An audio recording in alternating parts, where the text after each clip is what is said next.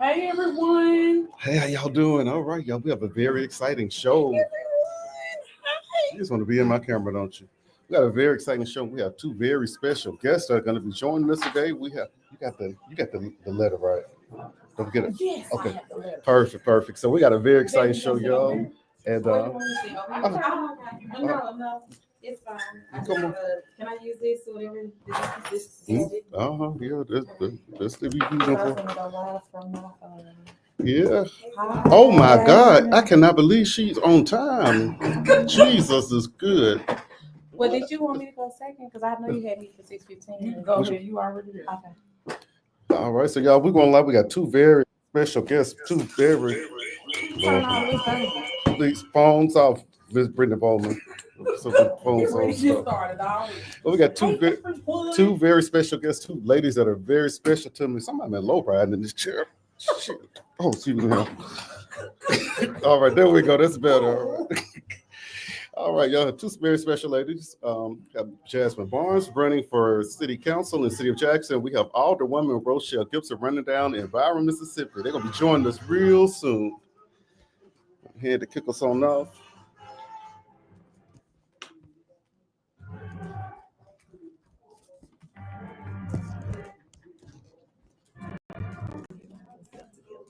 All right, this is my first time having this little whatever. I'm glad y'all brought this. That's fancy. Look Y'all at know. you. Oh. Shout out to whoever put it over there. So I feel like I'm prepared now because normally I'm like leaning, Oh. having it leaning on my laptop and stuff. That look real. Got you I glowing. know, got me looking all Oh. All right. Good evening. District 66, Hines County, neighboring everybody. Byram, Terry, Raymond, Utica. This is none other than a reliable representation talk show brought to you every Thursday at 6:00 p.m. And we have some very special guests, but let me go ahead and acknowledge Brittany Bowman because she's rolling the eyes over me. So say hello to everybody. The most special person here. When I say special, I mean real. I mean it literally, not figuratively. Say good evening. Great evening, everyone. Tell us what we got going on, Brittany, this evening. And hello to you, Miss Darlene Wilson from Utica. Thank you for tuning in. Well, how has your week been? How has your week been since last Thursday? You know, it's just all a blur. It's like the days just kind of lumped together. I don't even remember what I did this week. Well, I want to shout out the James family. I did enjoy Sunday. I went to celebrate them for their anniversary. You all did a phenomenal job. I had to get my church on. And I definitely want to commend you ladies for an awesome job. This week has definitely been busy. It's been a blur, kind of all over the place, but just grateful to be on top of the ground and the dirt not on top of me. Hey, I want to be seen and not viewed. And so that's a blessing when you can get it all over again with all the things that we have going on around us. We just got to be grateful. There's so much on the federal level. And it's just a lot going on, but we're not going to let that get our spirits down because God has been too good to us. All right, so we're going to ease on into our candidates now, or you're going to go into the correspondence that we received, or you want to? Let's go to the candidates first. Go to the candidates first. Get out the way. All right, so y'all make sure y'all stick around because we have a very, very important letter that we received that we kind of want to talk about towards the end of the show. So please make sure you tune in. Call your friends, everybody. It's very, very, very, it's a very sensitive topic we'll be talking about. All right, so we're going to go ahead and move on to the candidates. And Brittany, you want to have the pleasure of introducing our first candidate?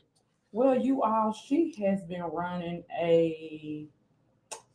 I don't want to use profanity on air. Well, hell is not a word, a hell of a campaign. And I want to commend Jasmine, boots on the ground.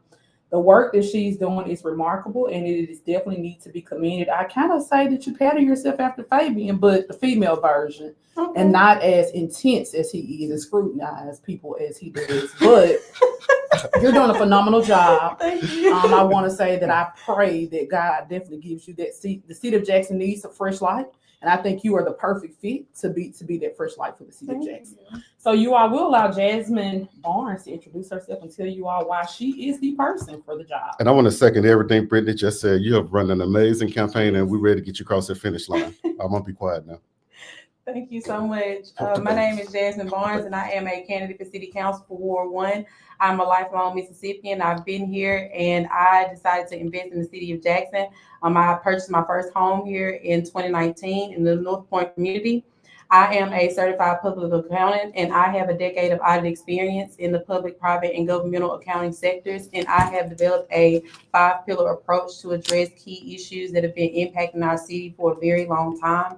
It is rooted in fiscal responsibility because we need to strengthen the financial structure of the city in order for us to progress in other areas.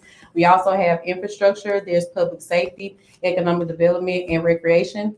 Because I do believe that we have to take a holistic approach to governance, and we can't address any issue without addressing the other one, and they're all interconnected. And I'm asking for your vote on June 3rd in the general election. Thank you. All right, let me just kind of step back for a second. So I always talk about people being in office and how diverse backgrounds really help. So when you think about people in government, you can't just say, well, only an attorney should be, an elected official or a city councilman or a mayor.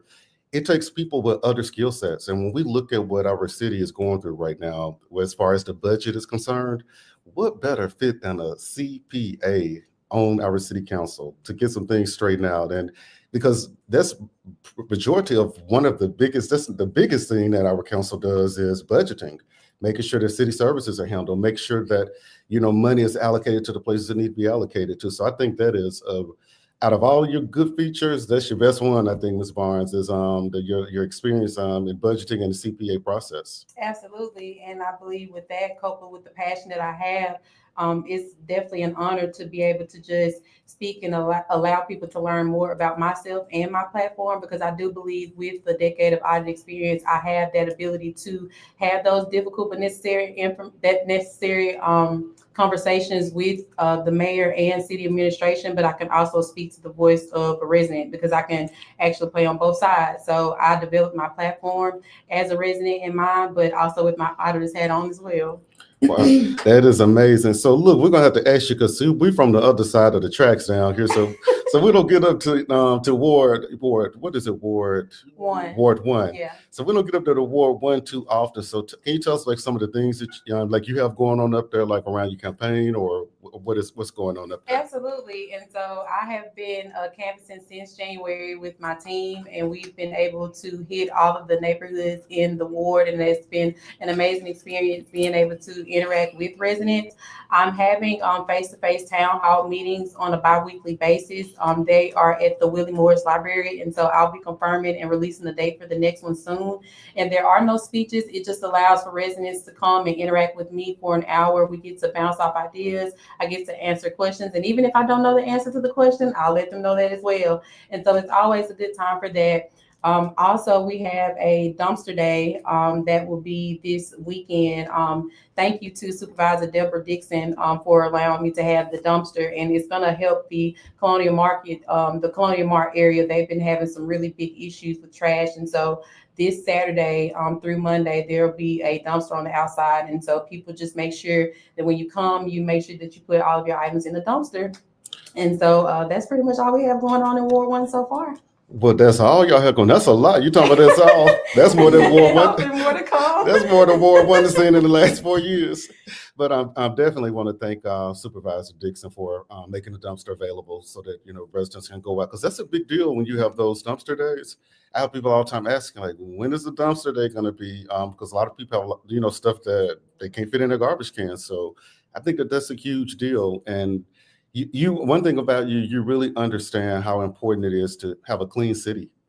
You've been doing cleanups over there, Yeah. So look, y'all, she's been having North Side versus South Side, but we've been winning unofficial. Well, and I think that we're going to be including West Jackson in on the next one as well. And so it's really, I really want to just make sure that we continue to support the efforts of, citizens all around Jackson. And I just want to do my part in making sure that we have representation from North Jackson. That's it. And it's fun. It was a fun challenge, and it makes me feel good because I see other areas starting to do community cleanups. There was just one in Byram a few weeks ago by Alderwoman Gibson. We're gonna let her talk about that. They have another one coming up in Byram. So it's good to see positive things start to spread, because we're so used to negative things spreading. So thank you for keeping that up. I think that's really good, and the residents love it. Absolutely. Absolutely. What I tell people is, people want to do the work, but they have to have a platform to do it. So if you organize and you say, I just need you to show up and clean up, people come out of the woodworks just to make their community, cleaner, because cleaner communities are safer communities. Absolutely, and consistency is key. I think that over time we had the first cleanup. A couple of people showed up, but as we continue to have them time and time, I think that the attendance will grow, and that's what it's about as well. Just always making sure that we focus on progression and just everything being better than the previous. Oh, great. And tell me about, and you mentioned you have town halls over at the library. So like with your format, so you say it's not speeches, so it's just like a community conversation? Yeah, so I am, it's very important for me to be very accessible to residents. And while I do know that people, like to send emails and phone calls, but I also just love the concept of having that interaction face to face. And I think that consistently having those would just allow people to feel like, that I'm very accessible, and it can just kind of alleviate some of the tension between elected officials and citizens, because right now a lot of citizens feel like their voices are not heard, and sometimes that they may try to reach out and they don't get responses. And so being able to have that consistent interaction, I think that'll build the trust with residents. And so when we do have issues arise, that it can always remain a collaborative effort, and not just only waiting when something bad is happening, but just having that consistent interaction. Like I said, it's going to allow for positive growth within the community. It surely will. And it's important that, we listen to our people in our community. Absolutely. Because we're not there to do what's best for us. We're there to do what's best for our people. And so many times elected officials think they have all the answers and don't want to listen to the people. But I think that's important. I commend you on that as well. Thank you. Yeah. And I keep reiterating the duties of, city council, because you have the mayor and you have the city council that have equal authority in the city. And so the city council, they serve as a checks and balance for the mayor, but that's based on the opinions of the residents. And so when you think about that concept, it's just you serving as a liaison. And so with me having that experience as an auditor, it really does give me the perfect kind of position to be able to do that, to be able to communicate those concerns, but also be able to show administration and colleagues how we can realistically make that happen as well. Yeah, and one thing I tell people about, I want to say hello to Miss Mary Briley from Columbus, Ohio. Thank you, Miss Briley, for tuning in. We love you to bits and pieces, so thank you for being a loyal supporter.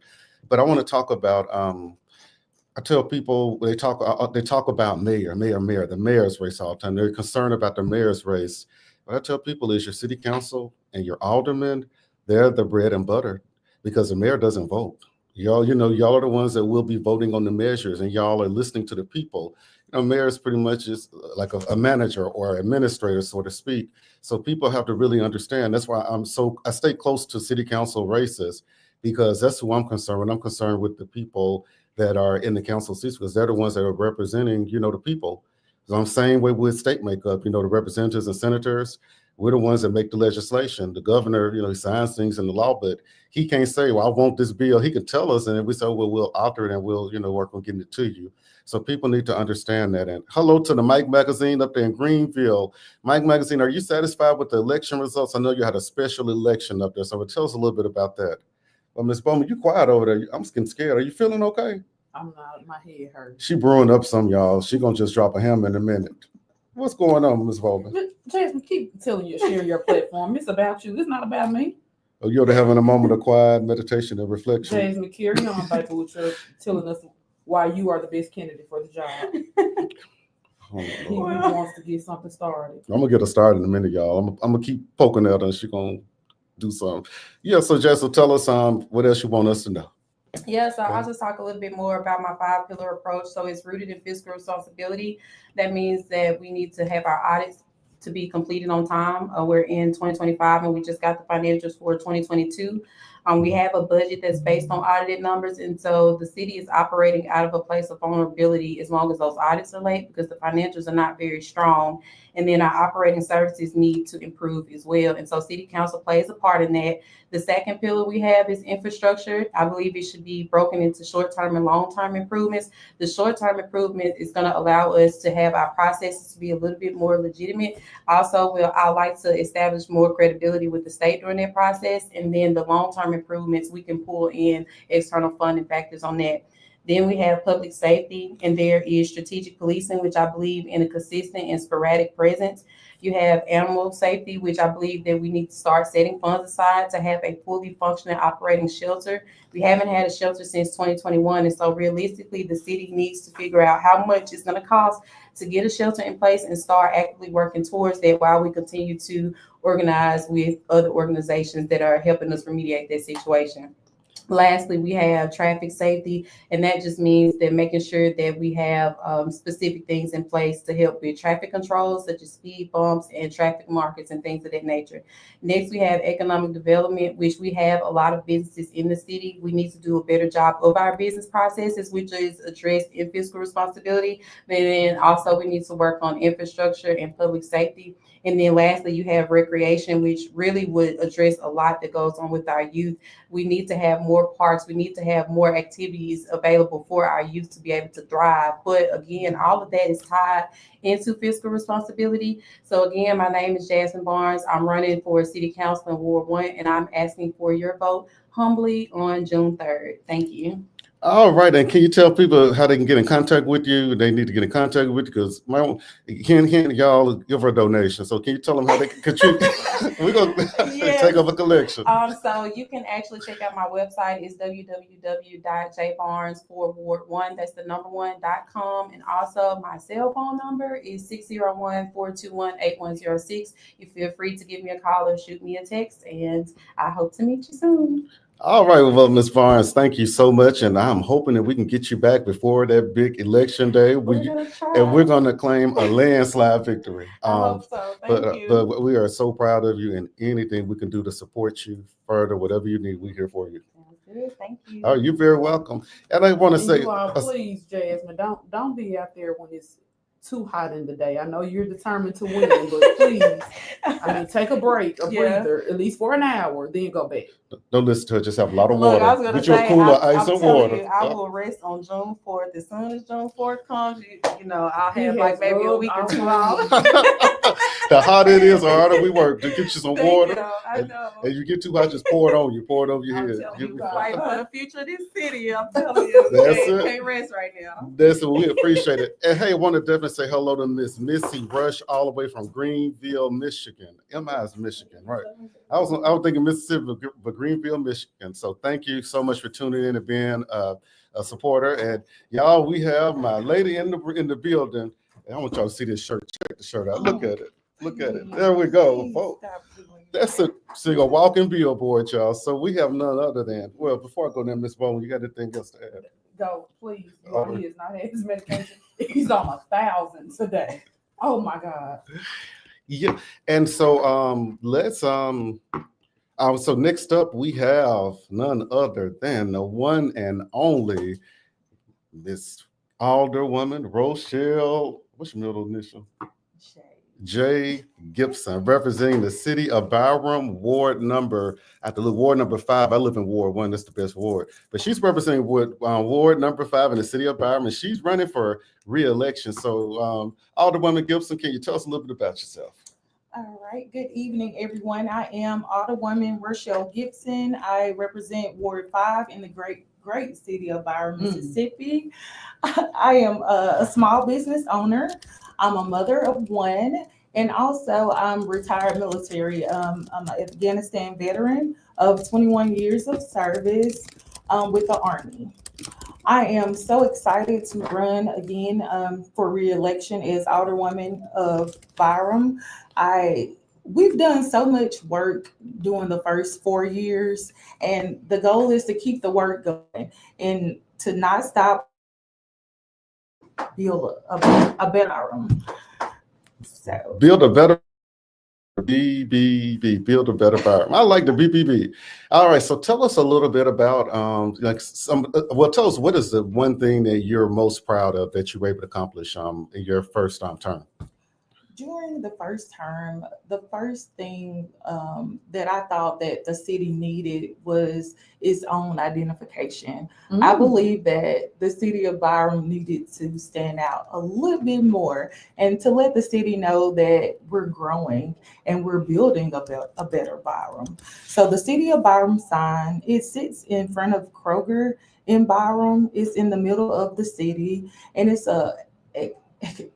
just a spectacular. Oh, spectacular! Got the big words. Okay. And it lights up at night. It just shows our city. The city of Byram is growing, and it gives us our identity. So I was super excited to get that project done with the help of our board members and the mayor as well.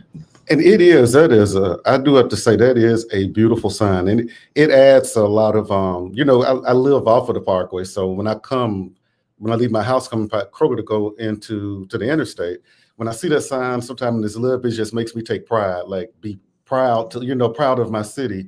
So thank you for that, for getting the sign and working along with colleagues on the board to get that approved. And I'll tell you, I don't know who the contractor was, but that sign went up in 2-3 weeks. It went up, and he did a great job on it. I mean, he showed up and he took pride in into getting that sign up.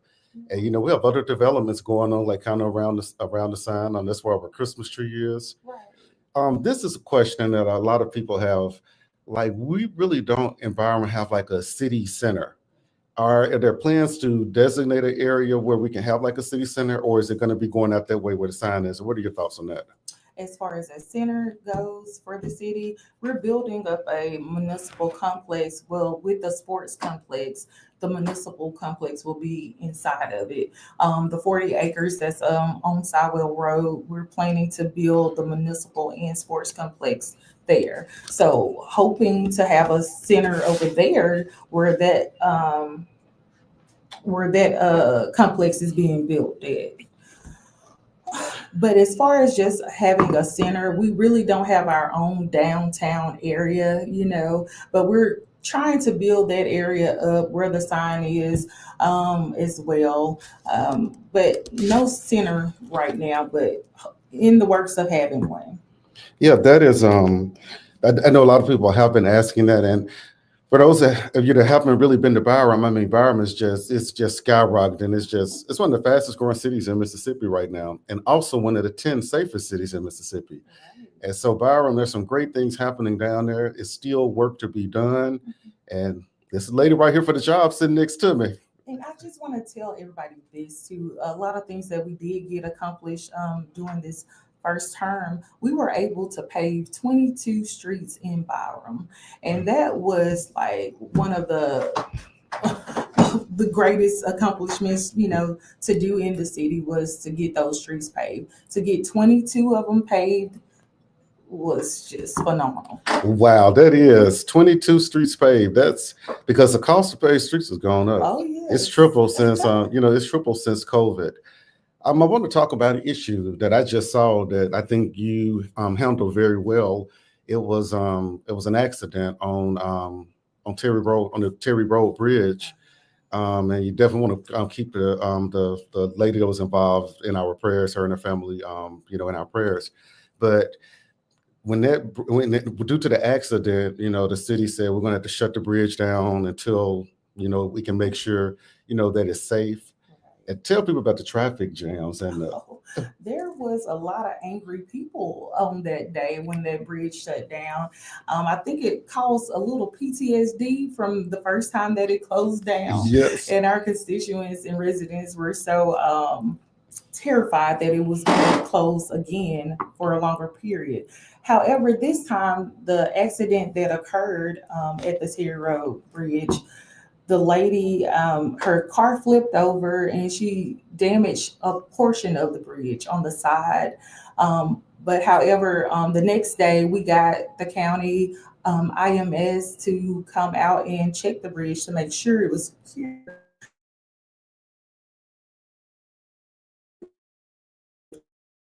We make sure that our residents are safe and they're traveling in a safe zone where no one can get hurt due to a faulty bridge. So they came out and they said, hey, you guys are good to go. And we were able to open the bridge up the next day, and our constituents and residents were super excited about that. So yeah, and that's, and that I said that to talk about how important leadership is, because when I heard about the bridge, I reached out to you. So I knew it was your ward. I said, what's going on? They said, we're on the phone. We're trying to get, the county IMS and engineers. I like, slow down. So we're trying to get them out here so that they can get this bridge, inspected and see if we can open it back up safely. And so, hey, you've not been as proactive. You and, of course, and Mayor White, if y'all had not been so proactive, then the bridge can still be closed if you're not really, because how things in government happen at a glacial pace sometimes. right. But thank you for seeing how important that was. I have one church announcement real quick. All right, so in the city of Byron, this is from Alderwoman Irma Johnson. Oh, yeah, I was Yeah. gonna mention that. Oh, she was gonna mention. So I'm stealing your thunder now. You got to think of something else to mention. That's okay. But the city of Byron's mayoral, the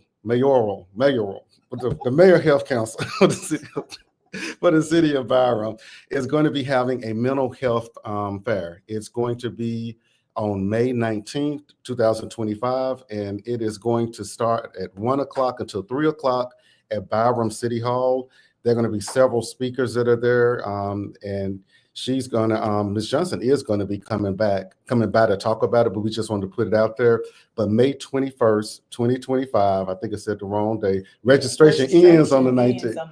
All right. So y'all, 21st of May, 1 o'clock to 3 o'clock, it's going to be a mental health fair at the city of Byron at Byron City Hall. Please come out and support that event. Yes, mental health is very important. It is. It's something that we don't talk about as much as we need to, Right. and it's all around us. And so we definitely want to, acknowledge that. And all right, going on back and going to tell us a little bit more about Alderwoman Gibson. Well, with you mentioning that, we do have the Swinging Bridge Festival that's going to happen this weekend. It's a free event that's happening in the city of Byram. So we encourage everybody to come out and support that event because it's an event that's happening in our city.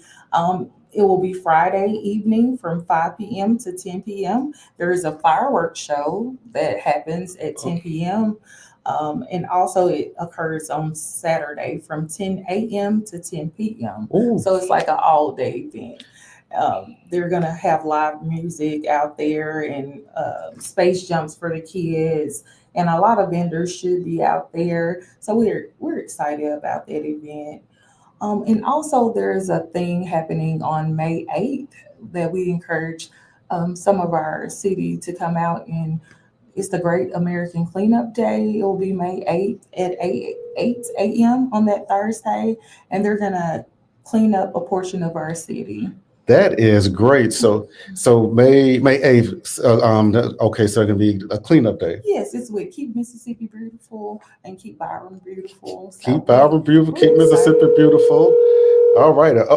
Oh Lord, I done messed up, y'all. See, Alderwoman Irma Johnson. I corrected the date, which was Miss Irma, please don't kill me. I know what I did. No, I just wanted you to ask people to register for the conference. For Okay. the forum, Yes, ma'am. right. So what And would you can give them my number to call me and I can send them a flyer. that Or you can shoot that flyer that I just sent to you. It has a QR code on it. that sounds great. I'm gonna get it posted on my page and I'm gonna let everybody know. All right. Thank you so much, Miss Irma. Bye-bye. All right, goodbye. All right, y'all. That was none other than the best alderwoman in Byram, Miss Irma Johnson, my alderwoman. Hey, please, Well, you could be the please. second. You number two. I'll always be- But I'm going to post this flyer on my page, and it's important that you go on here and register. It's a QR code on it, but go check my Facebook page out. If you got any questions, you can give me a call, 601-668-3498 about it. And I'm going to push it back over to Ms. Gibson over here. Well, I'm just encouraging everyone to get out and vote June 3rd to make your voice heard through your vote. So it's so important that we get out and vote. So try to encourage everyone to get out and vote on June 3rd because that election really matters. When you told them to vote, you got to tell them who to vote for, though. Vote for geez, Alderwoman he wouldn't let her Rochelle finish. Gibson. You just sit on over there and on the mother's board over there. It's all quiet today. And Ward 5, we vote at Wendell Baptist Church on Spring Ridge Road. So make sure Ward 5 get out and vote. The polls will be open from 7 a.m. to 7 p.m. So go and make the right choice. Alderwoman Rochelle Gibson, Ward 5 in the great city of Byram on June 3rd. And we have a question from Mr. Rodney Lewis. He wants to know the plan for redoing the lines on the streets in Byram. Oh, well, That's a great question. I guess I left that part out too, because we had to spend a lot of money to even restripe Sywell Road.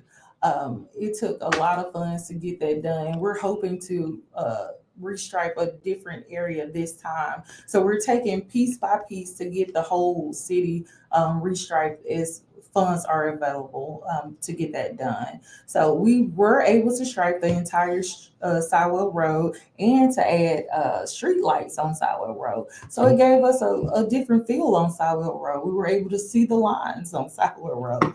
So we are hoping as funding is provided to restripe more more streets in Byram. So just stay calm. We're gonna get it done though. All right, so y'all heard it directly from the woman herself that help is on the way. Just we're waiting on the money to come through. So that's great to know, and definitely that was a great job up on Sywell restriping it. That really made a world of difference. So, all right, so Alderwoman Gibson, good luck to you. Thank you. I appreciate you guys having me here today. All right, thank you so much for coming. And I'm going to kick it back over here to none other than Brittany Bowman. She has something, like I said, it's something that I was asking everybody to stick around. And can I please get your introduction? Now, so I'm just trying to, okay, well, go on and take it away. Go on, Brittany. You can have it. The floor is yours. Floor is yours. If anybody knows his medical doctors, please get them on. I got an appointment Monday morning at 8:30. Be there is 6:00, 2 hours ahead of time. Like you're catching the plane. Will do. Oh wow.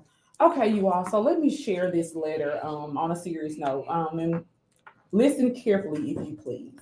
It says, imagine it being over 865 days since you have seen or had any access to your child for trying to protect him. My son, who I have birthed and raised, was removed from my custody for trying to protect him and keep him safe. All of this began when I started noticing behavior changes within my child. I alerted the proper authorities. Nothing was done. I put my son in therapy where he told what was happening to him.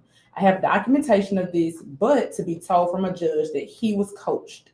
At the age of 7, my son testified on what happened to him, but to be told from the judge he was too smart. There was a licensed therapist appointed by this judge who was found in violation. There is a gal that was appointed by this judge who confirmed what we had been saying all along was true. And it's there for guardian ad litem. Okay, thank you. And so, oh Lord, let me go back here. Been saying all along what was true in her first recommendation. That would have saved my son from being further abused. Changed her recommendation the night before court in favor of the abuser. Wow. I have been in court a great number of times. I've spent thousands of dollars on attorneys to get in court and have all of this evidence, and this judge refused to take it into consideration. I only listen to the abuser's lies. It's a shame before God. There is no way that I would coach my son on being abused. There is documentation from his original therapist that said there is no way this can be done because my son has been consistent in everything he has said in his one-on-one sessions. I've gotten pushback from CPS, JPD, wow, the DA office. The court's putting a temporary no contact order on me with no time limit, and it's already been over 865 days. Let me put a pin there. There's 365 days in 1 year, right? Okay, I'm just making sure the math is mathing to me. My son was removed when he was 8, and he is now 11 years old. My parental and constitutional rights has been violated. My son is further being violated and traumatized by a biased system. My son and I will never be the same. I'm pleading for justice if anybody can help. Wow. And this is from Hinds County, you all. This is not Madison, Rankin, Copiah. This is right here local in Hinds County. And if my memory serves me correctly, from the person that sent this to me, this is a current sitting Hinds County Chancery Court judge that is denying a mother her rights. And so how I want to allude to on this for being a mother.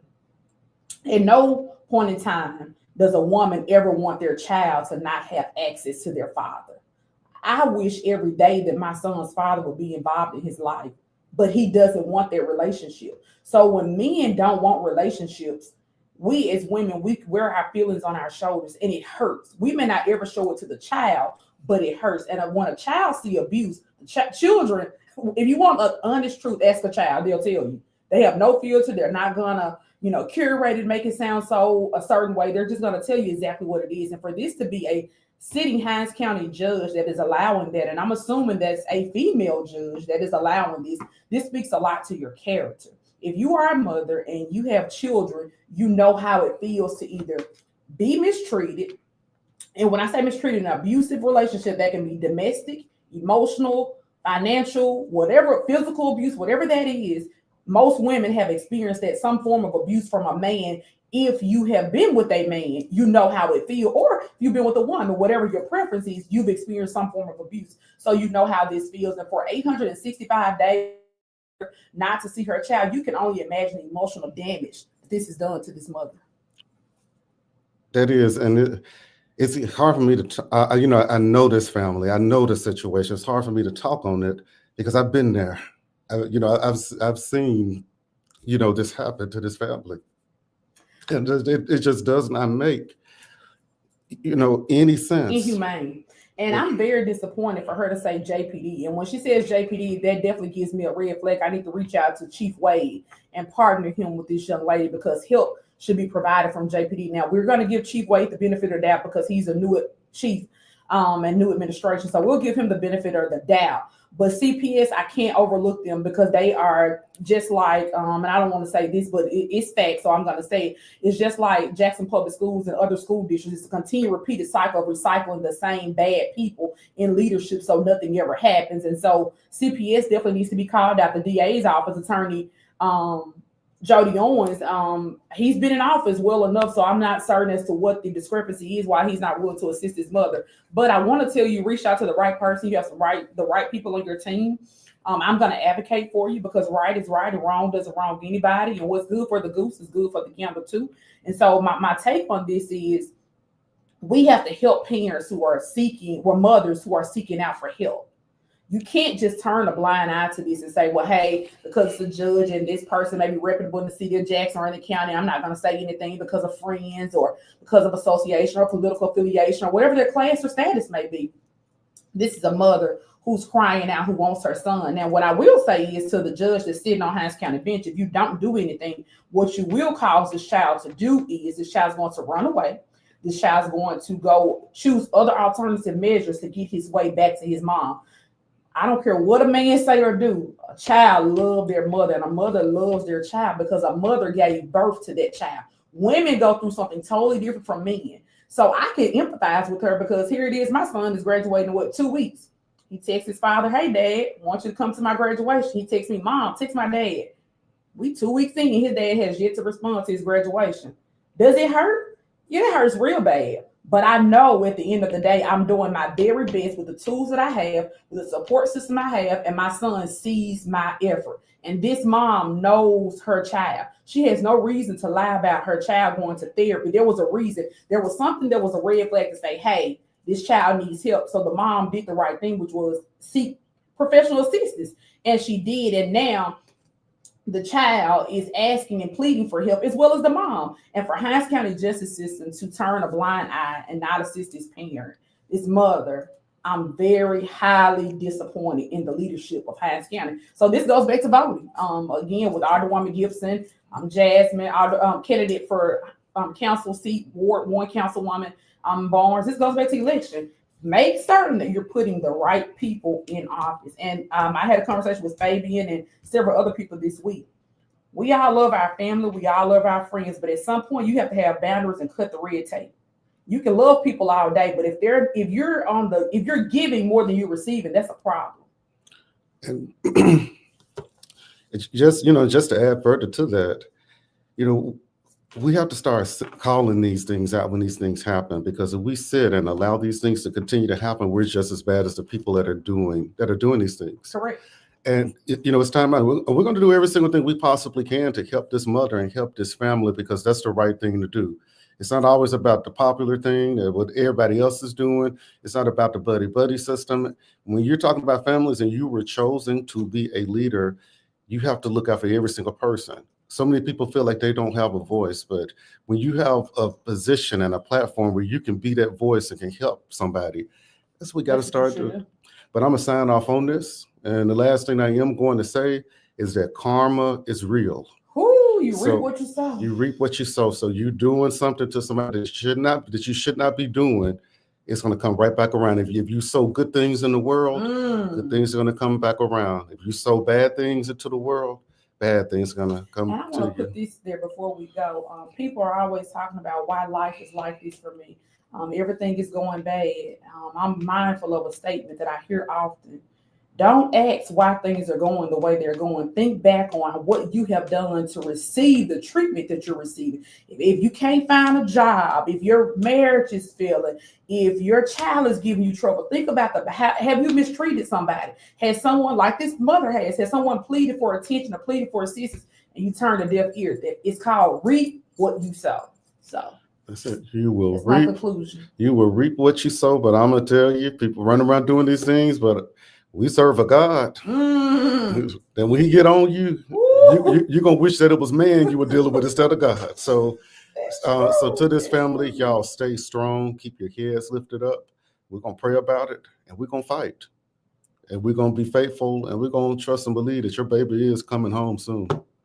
Yes. All right. Any closing words? I think we can close it on We can out. close it out for tonight. Handy for to put us at the station. Thank you, Handy. Thank you. Take us away, Handy. Y'all take care of yourself and each other, and we will see y'all again next Thursday, same time, same place. Let me hand over here.